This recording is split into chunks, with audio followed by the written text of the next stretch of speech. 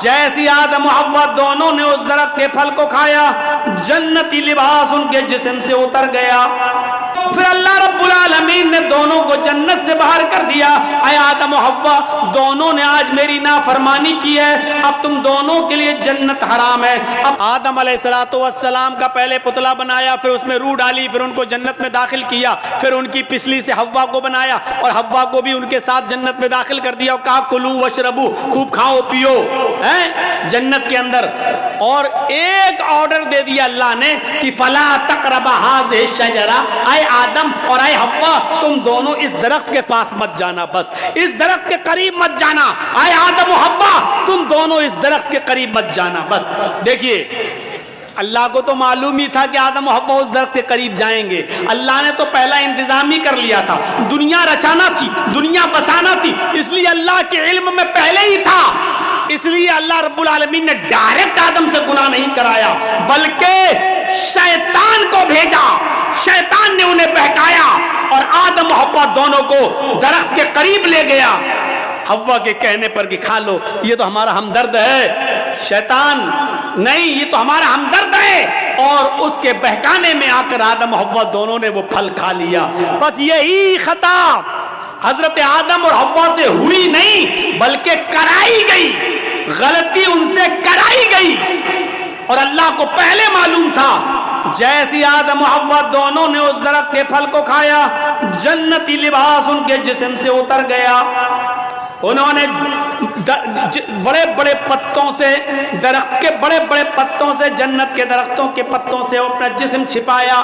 یہ انسان کی فطرت ہے, یہ انسان کی فطرت ہے. آج آپ دیکھ سکتے ہو علاقوں میں گھوم گھوم کر کہ کون کس پوزیشن میں رہتا ہے. میرے بھائیوں, آدم کی بیوی ہے حوا اور میاں بیوی میں کوئی پردہ نہیں ہے, لیکن اس کے باوجود جب جنتی لباس دونوں کے جسم سے اترا تو انہوں نے جنت کے درختوں کے بڑے بڑے پتوں سے اپنے سطر کو چھپایا, اپنے شرمگاہ کو, اپنے سطر کو چھپایا. یعنی سطر چھپانا یہ انسان کی فطرت میں داخل ہے. میرے پیارے ساتھیوں, پھر اللہ رب العالمین نے دونوں کو جنت سے باہر کر دیا. اے آدم و حوا دونوں نے آج میری نافرمانی کی ہے, اب تم دونوں کے لیے جنت حرام ہے, اب تم دونوں یہاں سے نکلو. اللہ چاہتا تو اس غلطی کی بنا پر جہنم میں ڈال سکتا تھا, لیکن نہیں, چونکہ اللہ کو دنیا بسانا تھی, اللہ کو دنیا رچانا تھا, اللہ کو دنیا میں بھیجنا تھا, اس لیے آدم و حوا دونوں کو دنیا میں بھیج دیا. اب جاؤ, اب سنو, غلطی تو ہوئی اور غلطی بھی مخلوق ہے اور مخلوق کا خالق اللہ رب العالمین ہے. دنیا میں کوئی ایسی بیماری پیدا ہی نہیں ہوئی کہ اللہ نے بیماری پیدا کی ہو اور اس کا علاج نہ اتارا ہو. کوئی بیماری دنیا میں ایسی ہے ہی نہیں جس کا علاج نہ اتارا ہو الا الموت, موت کے علاوہ. اب آپ کہو مولانا کیا بات کرتے ہو, کینسر کا کوئی علاج نہیں ہے. انسان کی عقل ابھی وہاں تک نہیں پہنچی ہے. کل تک ٹی بی کا علاج نہیں تھا, لیکن آج ٹی بی کا علاج آ گیا کہ نہیں آ گیا. کل تک بہت سی بیماریوں کا علاج نہیں تھا, لیکن آج پاسبل ہو گیا ہے. ہو سکتا ہے کل انسان کا علم اس کو کینسر کی کھوج میں بھی کامیاب کر دے اور کینسر کا علاج بھی انسان ڈھونڈ لے. صرف موت کے ہر چیز اور ہر بیماری کا علاج اللہ نے اتارا ہے. تو میرے بھائیوں, اگر اللہ نے بیماری اتاری تو اللہ نے اس کا علاج بھی اتارا ہے. اسی طریقے سے اگر اللہ نے خطا اور غلطی کو پیدا کیا ہے, اللہ نے گناہ کو اگر پیدا کیا ہے تو گناہ کا علاج بھی توبہ اور استغفار کی شکل میں بتایا ہے. اگر بیماری ہے تو اس کا علاج بھی ہے, اگر گناہ پیدا کیا ہے تو گناہ کا تریاق اور گناہ کا علاج بھی بتایا ہے, اور وہ کیا ہے, توبہ اور استغفار. اسی لیے آدم اور حوا دونوں کو جب جنت سے بھیج دیا گیا دنیا میں, تو آدم و حوا سے جب یہ خطا ہوئی تو آدم و حوا نے اپنی اس خطا کا, اپنی اس بیماری کا, اپنی اس گناہ کا اور اس غلطی کا اقرار بھی کیا اور اس کا علاج اس طریقے سے کیا. ربنا ظلمنا انفسنا وَإِن لَّمْ تَغْفِرْ لَنَا وَتَرْحَمْنَا لَنَكُونَنَّ مِنَ الْخَاسِرِينَ. حضرت یونس علیہ السلام سے اللہ نے فرمایا تمہیں جانا نہیں ہے, تمہیں اپنی بستی میں رہ کر دعوت و تبلیغ کرنا ہے. یونس نہیں مانے, اللہ کی مرضی کے بغیر, اللہ کے حکم کے بغیر چل دیے.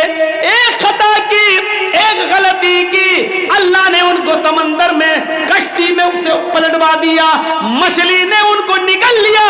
یونس علیہ السلام سے خطا ہوئی, یونس علیہ السلام سے غلطی ہوئی, اللہ کا حکم نہیں مانا. اب اس غلطی کے اقرار بھی کر رہے ہیں اور اس غلطی کا علاج توبہ کی شکل میں, استغفار کی شکل میں کر رہے ہیں. لا الہ الا انت سبحانک انی کنت من الظالمین. اگر غلطی ہے, گناہ اللہ نے پیدا کیا ہے تو اس کا علاج بھی پیدا کیا ہے, اور اس کا علاج کیا ہے؟ توبہ اور استغفار. حضرت آدم سے غلطی ہوئی, جنت سے نکالے گئے اور دنیا میں آئے تو کیا کہا؟ ربنا ظلمنا انفسنا وان لم تغفر لنا وترحمنا لنکونن من الخاسرین. اے ہمارے پروردگار, ہم دونوں نے اپنے آپ پر بہت بڑا ظلم کیا ہے. اگر تو نے ہماری مغفرت نہ فرمائی اور ہم پر رحم نہ فرمایا, لا نکونن من الخاسرین, تو ہم نقصان اٹھانے والوں میں سے ہو جائیں گے, ہم بہت زیادہ نقصان اٹھانے والوں میں سے ہو جائیں گے. اور اسی وجہ سے دیکھیے, آپ دیکھیے کیسا جواب, ترکی بترکی جواب. ادھر اللہ رب العالمین شیطان کو بھی بھگا رہا ہے, راندہ درگاہ کر رہا ہے. اے شیطان, اے ابلیس, ہم نے کہا تھا آدم کو سجدہ کر, فسجدوا الا ابلیس, سارے فرشتوں نے آدم کو سجدہ کیا سوائے ابلیس کے. ابا, انکار کر دیا, واستکبر, اور تکبر میں آ گیا. اے ابلیس, ہماری نافرمانی کرنے کے عوض تجھے بھی نکالا جا رہا ہے, راندہ درگاہ کیا جا رہا ہے. تو جانتے ہو ابلیس نے کیا کہا تھا, جانتے ہو شیطان نے کیا کہا تھا؟ جب شیطان کو نکالا گیا, اللہ نے راندہ درگاہ کیا, تو شیطان نے چیلنج دیتے ہوئے کہا تھا اللہ سے کہ اے اللہ الہ العالمین, ہم نے آدم کو سجدہ نہیں کیا, تجھے تو سجدہ کرتا تھا, تیری عبادت تو کرتا تھا, میں نے آدم کو سجدہ نہیں کیا. وہ مٹی سے پیدا ہے, میں آگ سے, میں اپنے سے کمتر مخلوق کے سامنے نہیں جھکا. ارے میں نے آدم کو سجدہ نہیں کیا تو مجھے نکال رہا ہے, جبکہ میں تجھے سجدہ کرتا تھا. روئے زمین پر, پوری کائنات پر 4 انگلی کے برابر بھی کوئی جگہ ایسی خالی نہیں جہاں شیطان نے اللہ کو سجدہ نہ کیا ہو. اتنا سجدہ کرتا تھا وہ اللہ کو, اتنی عبادت کرتا تھا اللہ کی, لیکن ایک بات نہیں مانی, آدم کو سجدہ کرو, نہیں کیا اس نے.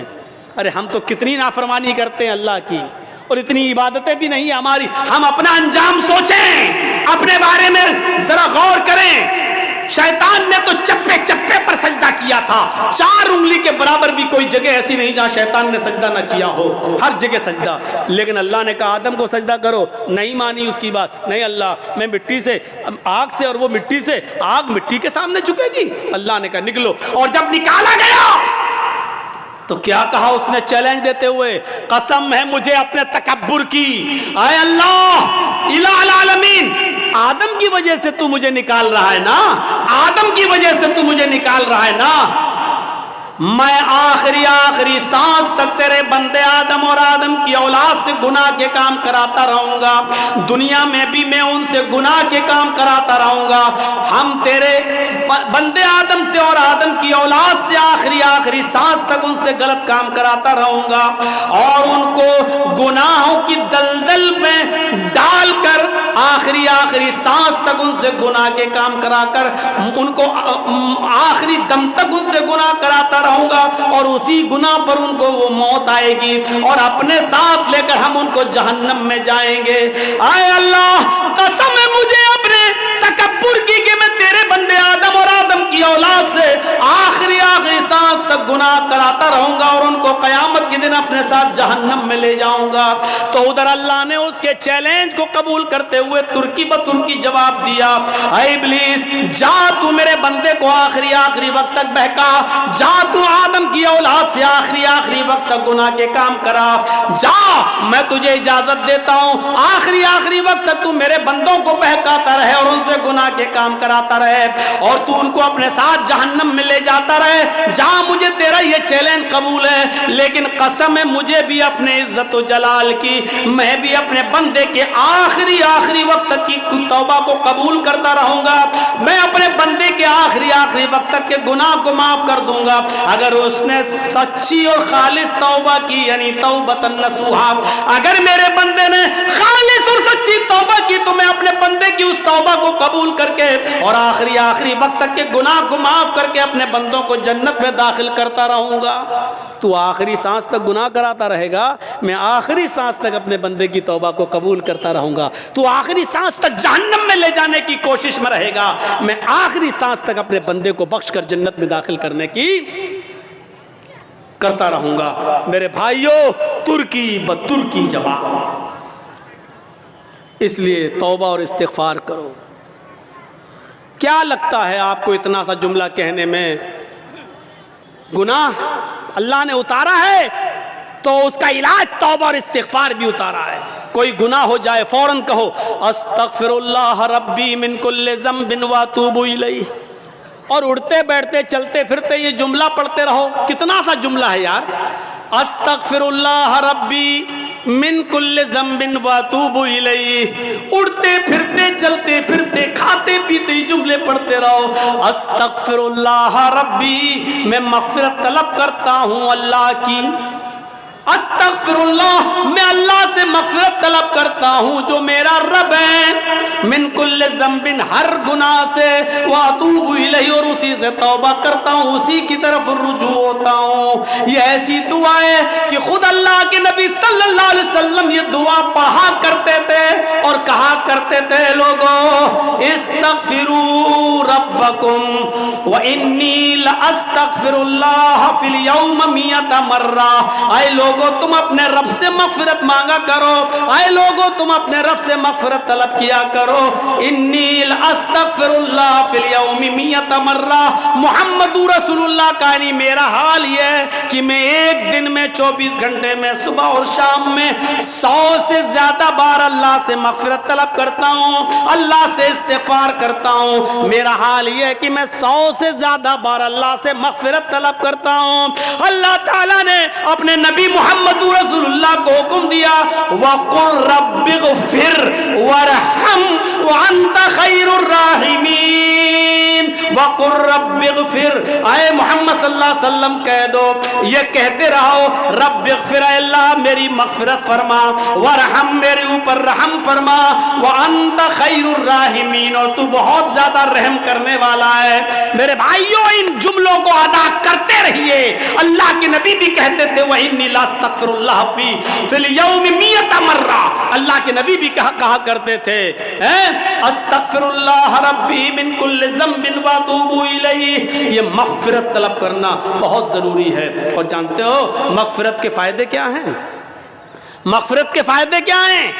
حضرت نوح علیہ السلام نے اپنی قوم سے کہا تھا، جب قحط پڑ گیا، بہت زیادہ سوکھا پڑ گیا، تو اپنی قوم کے لوگوں سے کہا تھا، کیا کہا تھا؟ وَاسْتَغْفِرُوا رَبَّكُمْ إِنَّهُ كَانَ غَفَّارًا۔ اے میری قوم کے لوگوں اپنے رب سے مغفرت طلب کرو، اے میری قوم کے لوگوں اپنے رب سے مغفرت طلب کرو۔ يُرْسِلِ السَّمَاءَ عَلَيْكُمْ مِدْرَارًا، جب تم اپنے رب سے مغفرت طلب کرو گے تو اللہ رب العالمین آسمان سے بارشیں برسائے گا۔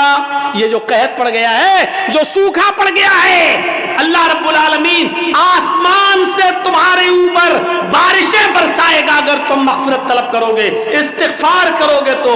یرسل السماء علیکم مدرارا، اللہ رب العالمین تمہاری اوپر آسمان سے بارش برسائے گا۔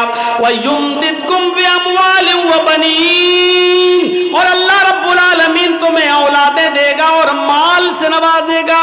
وَيُمْدِدْكُمْ بِأَمْوَالٍ وَبَنِينَ، اللہ تمہیں مال بھی دے گا اور اولادیں بھی دے گا۔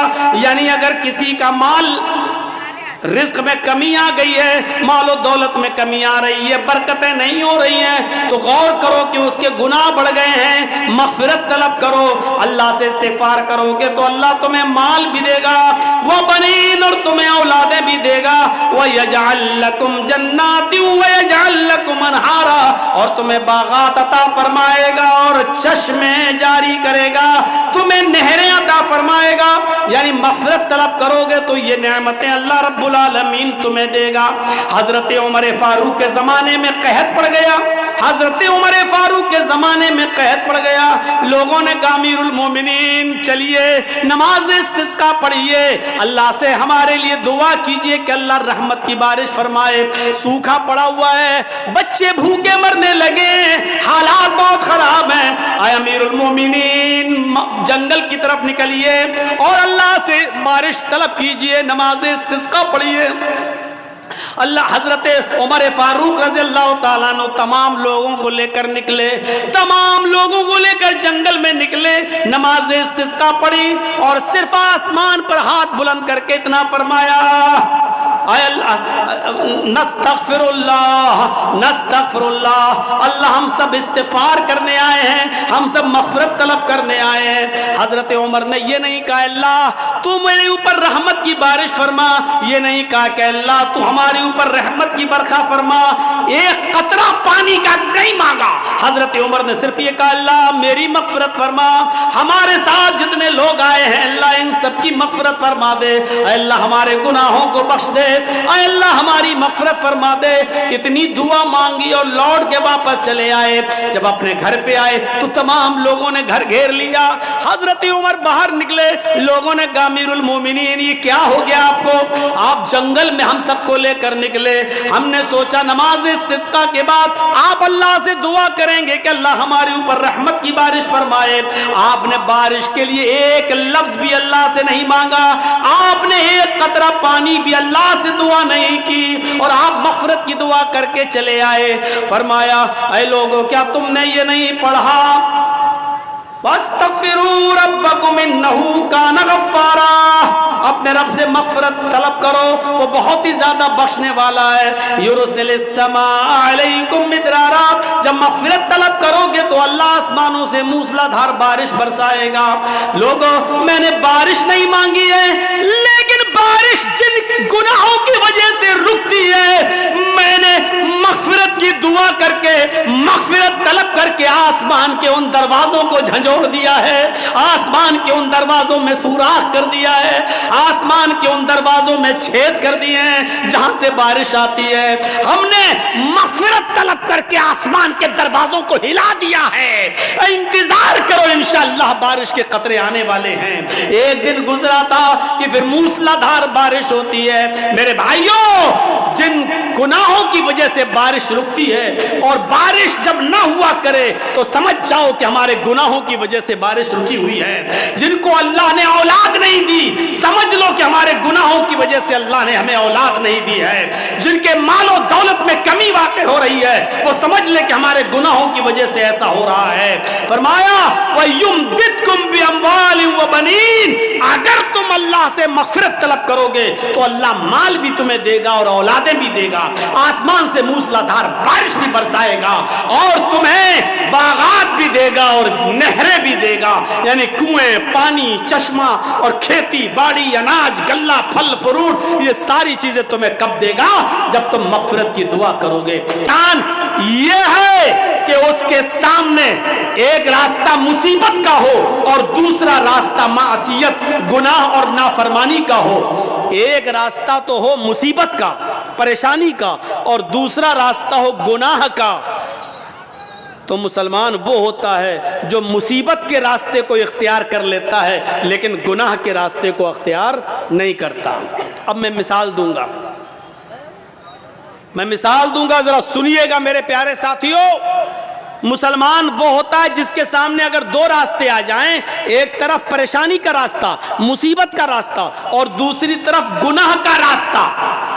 कोई काम करने में परेशानी है और उस काम को न करने में ऐशो आराम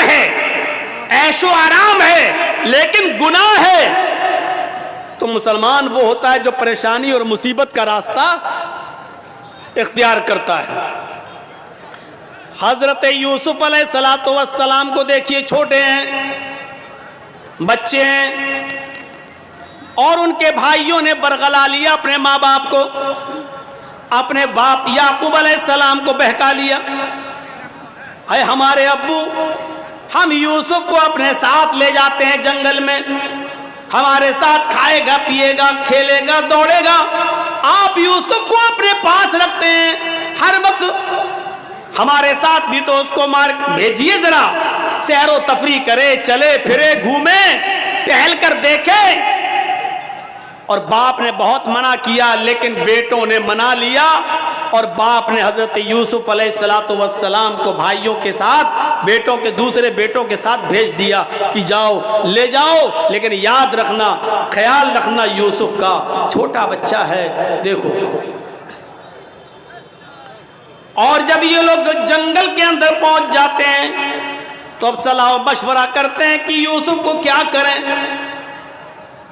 پھر ایک حتمی فیصلہ کرتے ہیں کہ مارنا ٹھیک نہیں ہے، قتل کرنا ٹھیک نہیں ہے، یوسف کو ہم ایک ویران کنویں میں ڈال دیتے ہیں، یوسف کو ہم ایک اندھے کنویں میں پھینک دیتے ہیں، کوئی آئے گا اور اٹھا کر یوسف علیہ السلام یوسف کو لے جائے گا، پھر وہ اپنے یہاں پالے گا پوسے گا بڑا کرے گا، ہمیں کیا مطلب، ہم سے تو ایک مصیبت ٹل جائے گی، ہمارے والدین ہمارے ماں باپ ہمارے باپ یعقوب یوسف سے محبت کرتے ہیں اور وہ جگہ ہمیں اپنے دل میں نہیں دیتے جو یوسف کا مقام ہے۔ پھر ان لوگوں نے عزم مصمم کر لیا اور یوسف علیہ السلام کو ایک کنویں کے اندر پھینک دیا، کنویں میں ڈال دیا، اور روتے ہوئے اپنے گھر آتے ہیں، ایک یوسف علیہ السلام کی قمیض اتار لی، ان کا کرتا اتار لیا، اور ایک بکری کو ذبح کر کے بکری کا جھوٹا خون، بکری کا خون اس قمیض میں لگا کر لے آئے، اور جب اپنے گھر پہ آتے ہیں تو اپنے ابا سے کہتے ہیں، یعقوب علیہ السلام سے کہتے ہیں، یا ابانا، اے ہمارے ابو جان، انا ذهبنا نستبق وتركنا يوسف عند متاعنا فاكله الذئب، اے ابو جان ہم یوسف علیہ السلام کو لے گئے اور ہم کھیل کود میں لگ گئے، نستبق ہم کھیل کود میں لگ گئے، ہم دوڑ بھاگ میں لگ گئے، وَتَرَكْنَا يُوسُفَ عِنْدَ مَتَاعِنَا، اور یوسف کو اپنے سامان کے پاس چھوڑ دیا کہ تم اس کی دیکھ ریکھ کرنا، ہم لوگ ادھر ادھر کھیل کود میں لگ گئے، فَأَكَلَهُ الذِّئْبُ، بھیڑیا آیا اور بھیڑیا یوسف علیہ السلام کو کھا گیا، بھیڑیا آیا اور بھیڑیے نے یوسف کو پھاڑ دیا۔ اے ہمارے ابو، آپ ہماری بات پر ایمان کیوں لائیں گے، آپ ہماری بات کیوں مانیں گے، وَمَا أَنْتَ بِمُؤْمِنٍ لَنَا، آپ ہماری بات کیوں مانیں گے، وَلَوْ كُنَّا صَادِقِينَ، اگرچہ ہم سچے ہی کیوں نہ ہوں، ہم سچ بول رہے ہیں پھر بھی آپ کو ہماری بات کا یقین نہیں ہوگا۔ اپنے ماں باپ سے یہ بات کہہ دی یعقوب علیہ السلام سے۔ ادھر ایک قافلہ آیا، سنیے، ادھر ایک قافلہ آیا، اس کو پیاس لگی تو کنویں کے پاس چلا گیا، اس نے ڈول ڈالا، ڈول، اور اس یوسف علیہ السلام اس ڈول میں بیٹھ گئے، اس نے جب کھینچا تو ڈول بھاری لگا، اس نے جھانک کر دیکھا تو ایک چھوٹا بچہ پڑا ہوا ہے یوسف، اس نے قافلے والوں کو خوشخبری سنائی، یا بشرا ھذا غلام، اے قافلے والوں خوشخبری سنو، یہ تو ایک بچہ پڑا ہے، یہاں تو ایک لڑکا پڑا ہوا ہے، بچہ بڑا خوبصورت بچہ یہاں کنویں میں پڑا ہوا ہے، نکالا، مصر کے بازار میں لے گئے اور وہاں اس بچے کو بیچ دیا گیا۔ اور جانتے ہو اتنا خوبصورت بچہ یوسف علیہ السلام، جن کی خوبصورتی کا ذکر قرآن میں موجود، لیکن اس خوبصورت بچے کی قیمت بھی کیا لگی مصر کے بازار میں، جانتے ہو ان کو پیسہ چاہیے تھا، کہتے ہیں کہ کوئی چوری کا مال ہو یا ایسا کوئی مال ہو تو آدمی جلدی ہٹاتا ہے، کبھی کبھی 20,000 کا موبائل 2,000 میں دے کے چلا جاتا ہے کہ جلدی ہٹے، جلدی سے نکلے اور پکڑا جائے تو دوسرا پکڑا جائے، ہم نہ پکڑے جائیں۔ ایسی انہوں نے دیکھا کہ یہ یوسف ہمیں ملے تو جلدی سے ان کو ہٹا دیا جائے، اور مصر کے بازار میں جب بولی لگی تو جانتے ہو بہت کم قیمت میں ان کو بیچ دیا گیا۔ وَشَرَوْهُ بِثَمَنٍ بَخْسٍ دَرَاهِمَ مَعْدُودَةٍ۔ قرآن کے الفاظ دیکھو میرے بھائیوں، ان لوگوں نے چند سکوں میں یوسف کو بیچ دیا، چند ٹکوں میں، چند کھوٹے سکوں میں یوسف کو بیچ دیا۔ لو، یوسف علیہ السلام بادشاہ مصر کے مہمان بنے، دھیرے دھیرے بادشاہ مصر کے پاس پہنچے۔ بادشاہ مصر نے اپنی بیوی سے کہا یہ بچہ ہے، اس کی دیکھ ریکھ کرو، آگے چل کر ہو سکتا ہے کہ ہم اس کو بیٹا بنا لیں، دیکھو اس کی خدمت کرو، دیکھ بھال کرو۔ اور بادشاہ مصر کے گھر میں یوسف کی پرورش ہونے لگی، دھیرے دھیرے بڑے ہوتے گئے، اور ایک دن آیا کہ یوسف علیہ السلام اپنی جوانی کو پہنچ گئے۔ یہاں خوبصورتی اپنی قیامت برپا کر رہی تھی، اور یہاں یوسف علیہ السلام جوان ہو گئے، اور ادھر بادشاہ مصر کی بیوی کا دل ہچکولے لینے لگا۔ وہ اس غلام پر، یوسف علیہ السلام پر اندر ہی اندر دل و جان سے فریفتہ تھی، دل و جان سے قربان تھی۔ دھیرے دھیرے یہ چرچا مصر کی عورتوں میں ہونے لگا، اور مصر کی عورتیں، اور عورتوں میں کسی بات کا چرچا بہت جلدی ہوتا ہے۔ کوئی بھی بات ہو اگر آپ کو بہت جلدی پھیلانا ہو تو بس دو چار عورتوں میں پھیلا دو، شام تک ہوتے ہوتے پورے گاؤں میں آٹومیٹک پھیل جائے گی۔ یہ بات مصر کی عورتوں میں پھیل گئی۔ او بادشاہ کی بیوی، اوہو، اپنے غلام پہ مرتی ہے، اپنے غلام کو دل دے بیٹھی ہے، اپنے غلام کے ساتھ منہ کالا کرنا چاہ رہی ہے، اپنے غلام کے ساتھ یہ حرکت کرتی ہے۔ بادشاہ مصر کی بیوی کے چرچے جب مصر کی عورتوں میں ہونے لگے تو اس عورت نے، یعنی بادشاہ کی بیوی نے ساری عورتوں کو دعوت دے دی۔ غور کیجئے، ساری عورتوں کو دعوت دے دی، سب کے سامنے پھل رکھ دیے، سب کو چھریاں دے دی، اور جب وہ پھلوں کو کاٹنے لگی تو اس عورت نے بادشاہ مصر کی بیوی نے یوسف علیہ السلام سے کہا اے یوسف ان عورتوں کے سامنے سے گزر جاؤ۔ یوسف علیہ السلام ان عورتوں کے سامنے سے گزر رہے ہیں، اپنی مالکن کی بات ماننا پڑے گی۔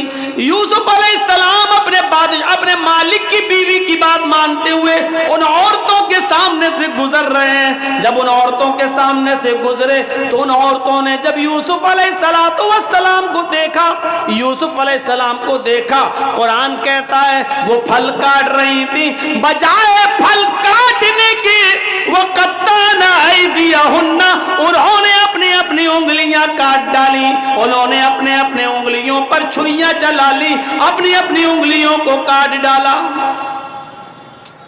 اور جب یوسف پر نظر پڑی تو چیخ پڑی ما ھذا بشر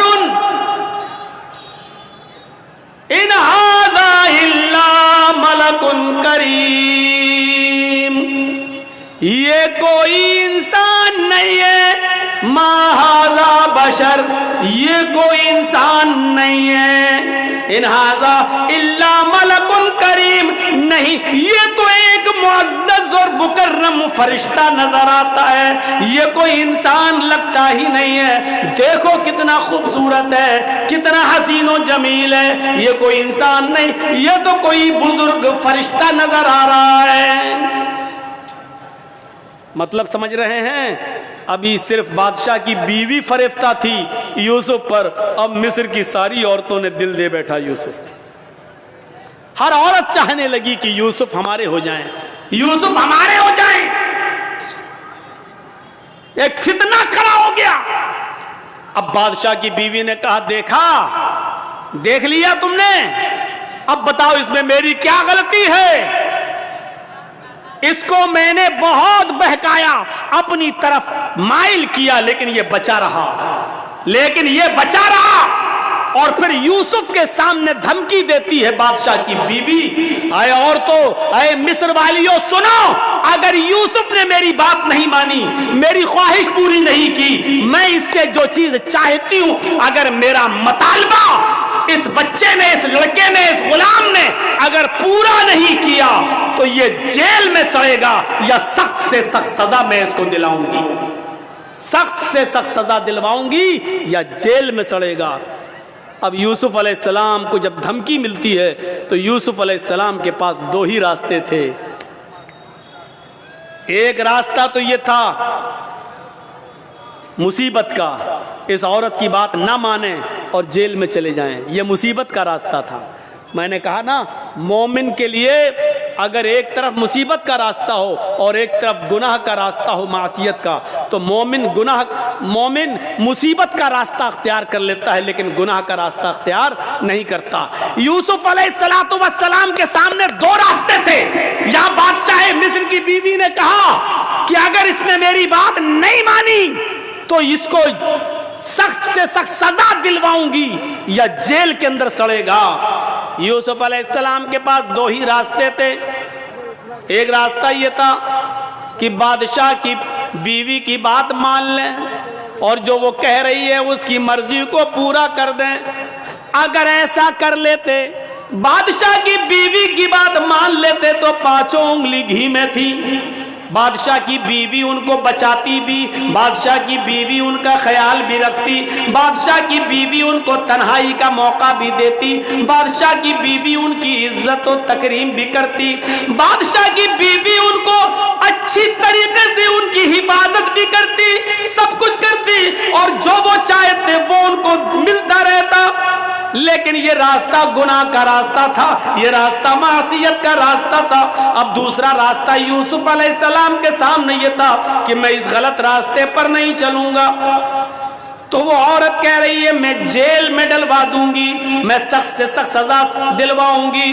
تو یوسف علیہ السلام نے یہ راستہ پسند کر لیا اور نظریں آسمان پہ ڈالی اور فرمایا الہ العالمین، اے میرے پروردگار، بادشاہ مصر کی بیوی نے یہ ٹھان لیا ہے کہ میں اس کے ساتھ غلط کام کروں، اور وہ یہ بھی کہہ رہی ہے اگر اس نے میری بات نہ مانی تو میں اس کو سزا دلواؤں گی اور جیل میں ڈلوا دوں گی۔ رب السجن احب الی مما یدعوننی الیہ، اے میرے پروردگار، اے میرے اللہ، اے میرے رب، مجھے جیل میں جانا زیادہ پسند ہے۔ رب السجن احب الی مما یدعوننی الیہ، اے اللہ مجھے جیل زیادہ محبوب ہے، مجھے جیل میں جانا زیادہ پسند ہے بنسبت اس کے جس برے کام کی طرف یہ عورتیں مجھے بلا رہی ہیں اور بادشاہ مصر کی بیوی مجھے چاہ رہی ہے۔ اس کام کے کرنے سے بہتر اور زیادہ اچھا میرے لیے یہ ہے کہ میں جیل میں چلا جاؤں۔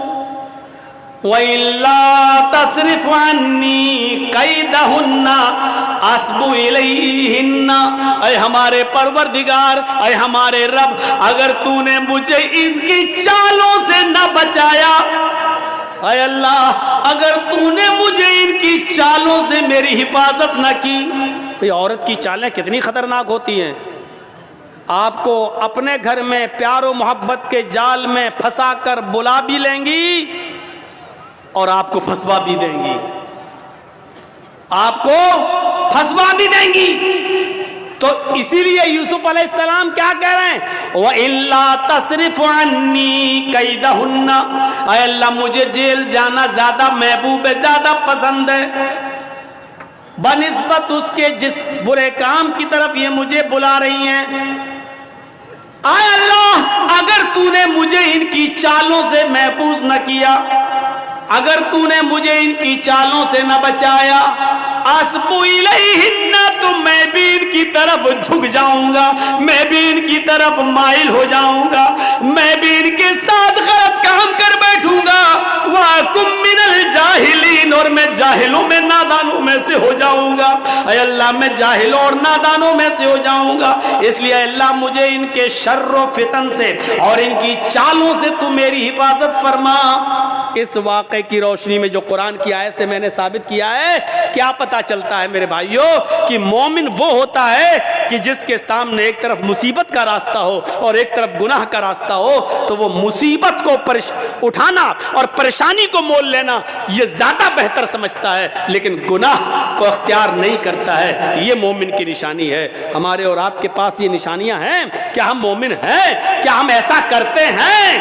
اس لیے یاد رکھیے میرے ساتھیوں، گناہوں کی دلدل سے بچیے، گناہوں کی دلدل سے بچیے اور اللہ رب العالمین کو پکارتے رہیے، اپنے گناہوں کی توبہ اور معافی مانگتے رہیے کہ اللہ رب العالمین فرماتا ہے قُلْ يَا عِبَادِيَ الَّذِينَ اسْرَفُوا عَلَىٰ أَنفُسِهِمْ لَا تَقْنَطُوا مِن رَحْمَتِ اللَّهِ۔ اے محمد صلی اللہ علیہ وسلم میرے بندوں سے کہہ دو یا عبادی الذین اسرفوا علی انفسہم، اے اللہ کے بندو اگر تم نے گناہ کر کے، اگر تم نے ظلم کر کے، اگر تم نے عیاریوں مکاریاں کر کے گناہ کر ڈالے اور زمین و آسمان بھی بھر لیے، اپنی جانوں پر تم نے ظلم کیا، اپنی جانوں پر تم نے ظلم کیا ہے اور تم حد سے آگے بڑھ چکے ہو، لا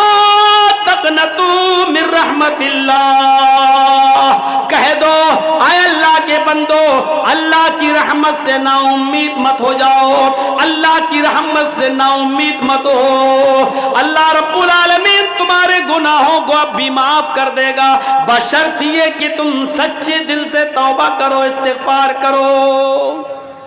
میرے بھائیوں یاد رکھیے گا، میں نے خطبہ مسنونہ کے بعد جو آیت پڑھی ہے وہ اسی سے متعلق ہے، توبہ اور استغفار سے۔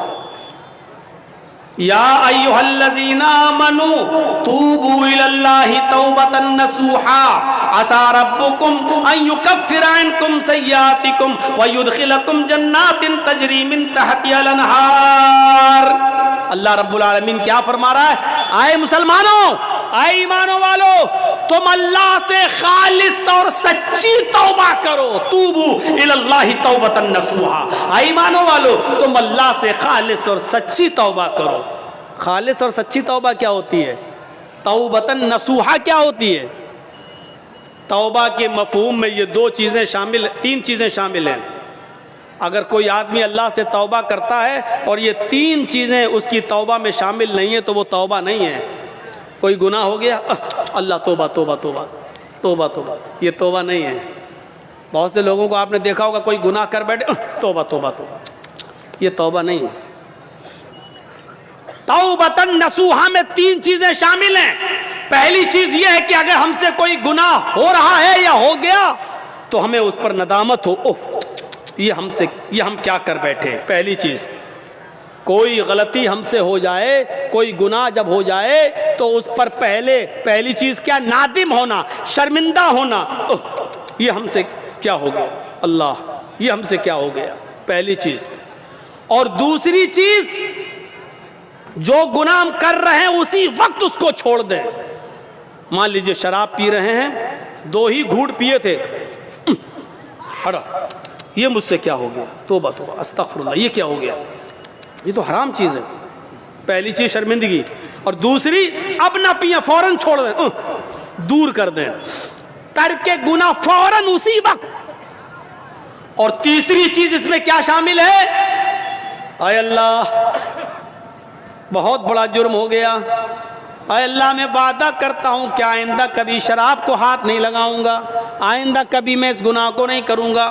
یہ 3 چیزیں سمجھ لیا نا؟ پہلی چیز شرمندگی ہو، اللہ یہ مجھ سے کیا ہو گیا۔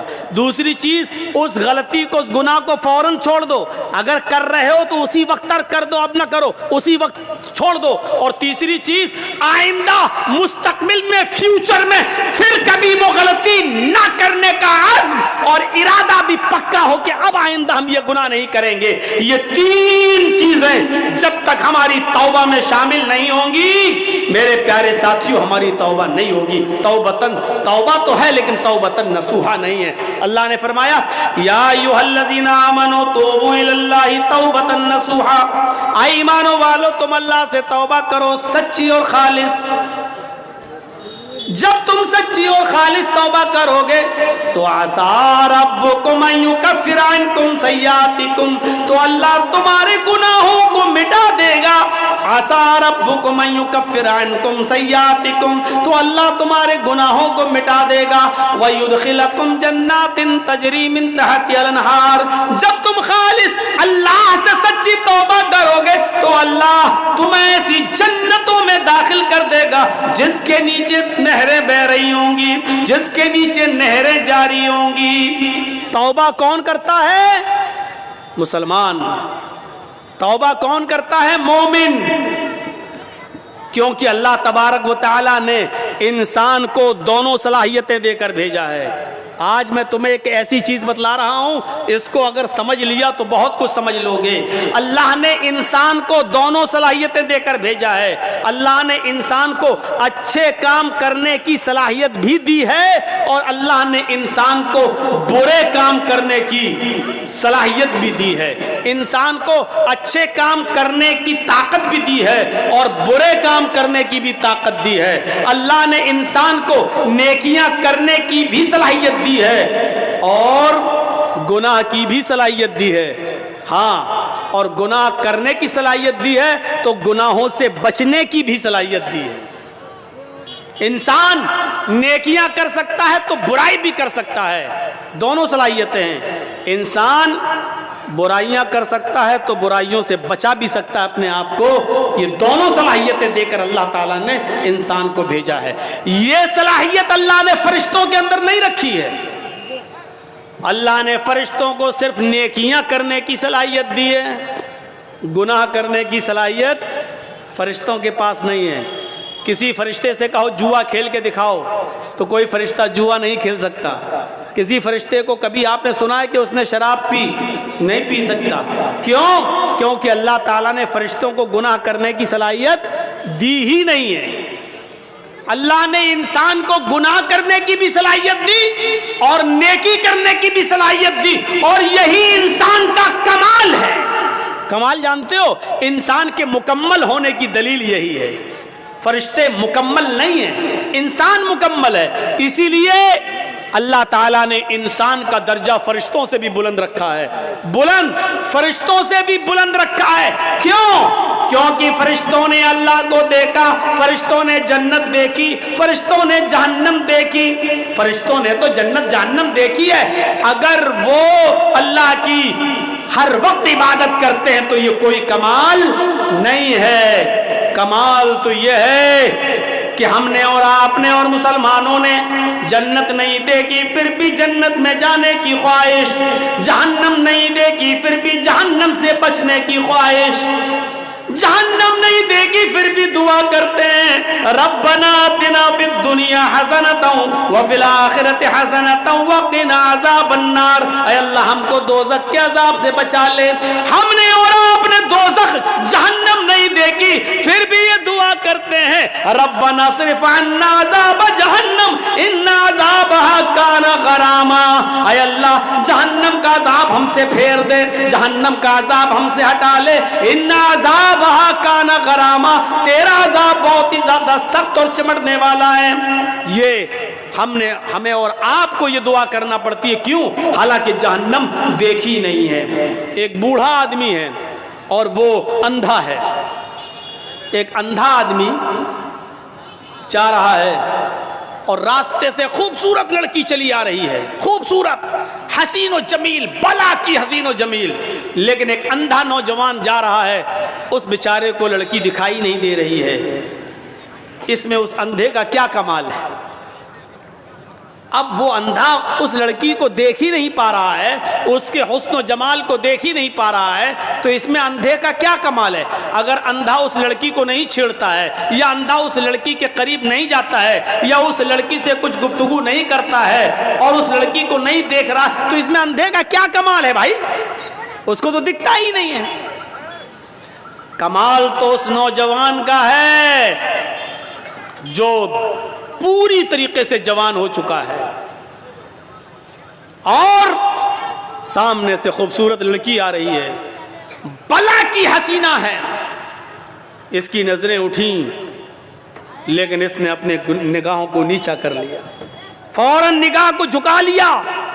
बावजूद इसके कि आंखें थी, बावजूद इसके कि उस लड़की को देख सकता था, बावजूद इसके कि ये उस लड़की से बातें करने पर कादिर था, ताकत थी इसके पास सब कुछ, लेकिन इसके बावजूद इसने अपने आप को बचाया और नजरें नीची कर ली। ये है इंसान का कमाल कि ताकत होने के बावजूद देखने की नहीं देख रहा है। ये है कि उस लड़की के पास जा सकता था लेकिन नहीं जा रहा है, ताकत होने के बावजूद उस अपने आप को बचा रहा है। ये है कमाल मेरे भाइयों। इसीलिए मैदान महशर में कयामत के दिन जो लोग अर्श इलाही के साए में होंगे, जो लोग कयामत के दिन जिनको अर्श इलाही का साया नसीब होगा, उन लोगों में एक शख्स वो भी होगा, इन लोगों में एक शख्स वो भी होगा मेरे भाइयों, जिसको दुनिया में किसी खूबसूरत लड़की ने बुलाया, रजुलुन तलबत हुमरातु ज़ात मनसबि व जमाल फ़क़ाल इन्नी अख़ाफ़ुल्लाह। जिसको खूबसूरत लड़की ने गुनाह करने की दावत दी कि आओ, उसके पास वक्त भी है, उसके पास पैसा भी है, उसके पास टाइम भी है, उसको कोई लड़की हसीन और जमील दावत नजारा भी दे रही है, उसको गलत काम के लिए बुला भी रही है और उसको सारे मौके भी फराम कर रही है। इसके पास भी मौका, उसके पास भी मौका, इसके पास भी टाइम ही टाइम, उसके पास भी टाइम ही टाइम। जिना की ताकत होने के बावजूद और सारे असबाब होने के बावजूद, सारे रास्ते खुले हुए होने के बावजूद भी मेरे भाइयों, इस आदमी ने उस लड़की से कह दिया इन्नी अखाफुल्लाह, तुम अपना घर जाओ, तुम अपना रास्ता देखो, मैं अपना रास्ता देखता हूं, मुझे अल्लाह सा खौफ है, मैं अल्लाह से डरता हूं, मैं तुम्हारे करीब नहीं आ सकता, मैं तुम्हारी बहकी बहकी बातों का शिकार नहीं हो सकता। इन्नी अखाफुल्लाह, मुझे अल्लाह का डर है, मैं तेरे करीब नहीं आऊंगा। जिसने अल्लाह का खौफ दिखाया और उस लड़की को धक्का दे दिया, नहीं मुझे तुमसे दूरी अख्तियार करना, मौका होने के बावजूद, लड़की की परमिशन होने के बावजूद, लड़की की इजाजत होने के बावजूद इसने उसको हटाया और अल्लाह से डरते हुए अपने आप को बचा लिया। यह है कमाल। ऐसा इंसान कयामत के दिन अर्श इलाही के साए में होगा, जब कयामत के दिन और कोई दूसरा साया नहीं होगा। मेरे भाइयों, फ़अल्हमहा फुजूरहा व तक़वाहा, हमने इंसान को दोनों सलाहियतें देकर भेजा है। इंसान को गुनाह की ताकत भी दी है और नेकियों की ताकत भी दी है। इंसान नेकी का काम भी कर सकता है और गुनाह का काम भी कर सकता है, लेकिन कमाल तो यह है कि गुनाह करने पर ताकत होने के बावजूद गुनाह न करे। फरिश्ते गुनाह कर ही नहीं सकते क्योंकि गुनाह की ताकत ही नहीं है, और हम और आप गुनाह कर सकते हैं, गुनाह की ताकत होने के बावजूद हम गुनाह न करें, तो यह है कमाल। और इसीलिए इंसान का दर्जा अल्लाह रब्बुल आलमीन ने फरिश्तों से भी बुलंद कर दिया। क्यों? क्योंकि इसके अंदर गुनाह की ताकत थी, लेकिन इसके बावजूद इसने अपने आप को बचा लिया। ये किरामन का, ये फरिश्ते जो है किरामन कातिबीन जो हमारे कांधों पर रहते हैं, मजाल है कभी किसी लड़की के साथ जिना कर लें, अल्लाह ने ये ताकत दी नहीं है उनको। कब्र में फरिश्ते आते हैं हिसाब और किताब के लिए, मुनकर नकीर, मजाल है कि कोई फरिश्ता किसी औरत के साथ जिना कर ले, नहीं। क्यों? अल्लाह ने ताकत ही नहीं दी जिना की। जिना की ताकत इंसान के पास है और ताकत होने के बावजूद अपने आप को जिना से बचा ले, यह है फरिश्तों से भी बड़ा काम, यह है बड़ा दिल गुर्दे का काम। और जिसने इस काम को अब कर लिया, अंजाम दे लिया, ताकत होने के बावजूद अपने आप को बचा लिया, मेरे भाइयों, इसका मकाम मर्तबा फरिश्तों से बुलंद है, फरिश्तों से बुलंद। व युदखिलकुम जन्नातिन तजरी मिन तहतिहा अल-अनहार, अल्लाह ऐसी जन्नतों में तुम्हें दाखिल करेगा जिसके नीचे नहरें बह रही हैं। आओ एक और नजरिए से समझो, جس کے اندر گناہ کرنے کی صلاحیت نہیں تھی، یعنی فرشتے، جس مخلوق میں گناہ کرنے کی صلاحیت نہیں تھی، اللہ نے اس کو زمین کا خلیفہ بھی نہیں بنایا، اور جن لوگوں میں گناہ کرنے کی صلاحیت تھی اللہ نے ان کو خلیفۃ الارض بنا دیا، یعنی انسان کو، آدم کو خلیفۃ الارض، زمین کا خلیفہ بنایا۔ کیوں؟ اور دیکھیے گناہ کرنے کی پریکٹس کیسے ڈالی گئی۔ گناہ ایک خطا کرائی گئی حضرت آدم علیہ السلام سے۔ آج ہماری بات کو تھوڑا سا دوسرے حساب سے سنیے گا۔